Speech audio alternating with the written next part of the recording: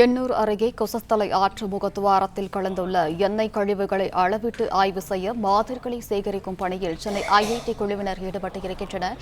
இதுகுறித்தான முழு விவரங்களுடன் இணைகிறார் செய்தியாளர் மாணிக்க. விவரங்கள் என்ன?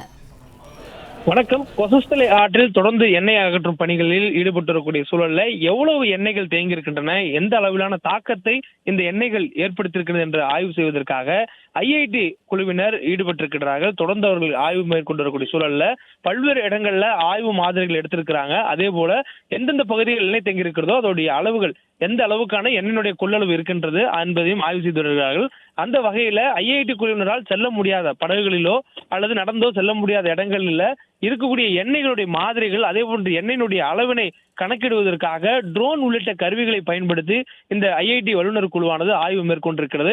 அதே போன்று எண்ணெய் அகற்றக்கூடிய பணிகளுக்கு 3 ஸ்கிம்மர் கருவிகளானது பயன்படுத்தப்பட்டு வருகின்றது. ஏற்கனவே மும்பையிலிருந்து 2 ஸ்கிம்மர் கருவிகள் கொண்டு வரப்பட்டிருக்கூடிய நிலையில 3வதாக ஒரிசா மாநிலம் பாரதீப்பிலிருந்து கொண்டு வரப்பட்டிருக்கூடிய எண்ணெயை உறிஞ்சக்கூடிய ஸ்கிம்மர் கருவியானது கொண்டு வரப்பட்டிருக்கிறது.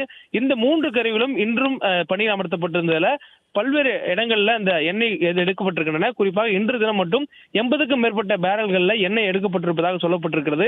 ஏறக்குறைய 80,000க்கும் மேற்பட்ட அளவுகள், 80,000 லிட்டர் என்ற அளவுல எண்ணெயுடன் கூடிய எண்ணெய், தண்ணீருடன் கூடிய அந்த எண்ணெயானது எடுக்கப்பட்டிருப்பதாக சொல்லப்பட்டிருக்கிறது. தொடர்ந்து கரையோரம் இருக்கக்கூடிய பகுதிகளில் ஜேசிபி இயந்திரங்கள் மூலமாக அந்த எண்ணெய் கழிவுகள் அகற்றப்பட்டு வருகின்றன. குறிப்பாக எண்ணூர் குப்பம் இருக்கக்கூடிய அந்த கிராமங்கள், மீனவ கிராமங்கள் ஓரமாக இருக்கக்கூடிய அந்த எண்ணெய் கழிவுகள் இன்று பெரும்பாலான அளவில் எடுக்கப்பட்டிருக்கிறது.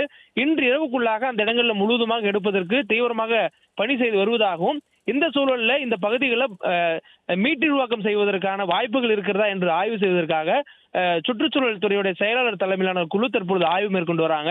அங்க இருக்கக்கூடிய மேங்க்ரூவ் ஃபாரஸ்ட் என்று சொல்லக்கூடிய அலையாத்தி காடுகள், அதே போன்று கடல் முகத்துவாரம், அந்த பகுதியில் இருக்கக்கூடிய உயிரினங்கள் வாழ்வதற்கான தகுதியான இடமாக இதை மீட்டு உருவாக்கம் செய்ய முடியுமா என்ற அடிப்படையிலான ஒரு ஆய்வு மேற்கொள்வதற்கான மாதிரிகள் சேகரிப்பதற்காக சுற்றுச்சூழல் துறையோட செயலாளர் தலைமையிலான குழுவானது தற்பொழுது ஆய்வு மேற்கொண்டு வராங்க. தொடர்ந்து பறவைகளுக்கு பாதிப்பு இருக்கும் பட்சத்துல அந்த பறவைகளை பிடித்து அதனுடைய மீட்பு பணிக்காகவும் ஈடுபடுவதற்கான பணிகளை மேற்கொள்ள இருப்பதாகவும் தற்போது தகவலானது அரசு தரப்பாக தெரிவிக்கப்பட்டிருக்கிறது.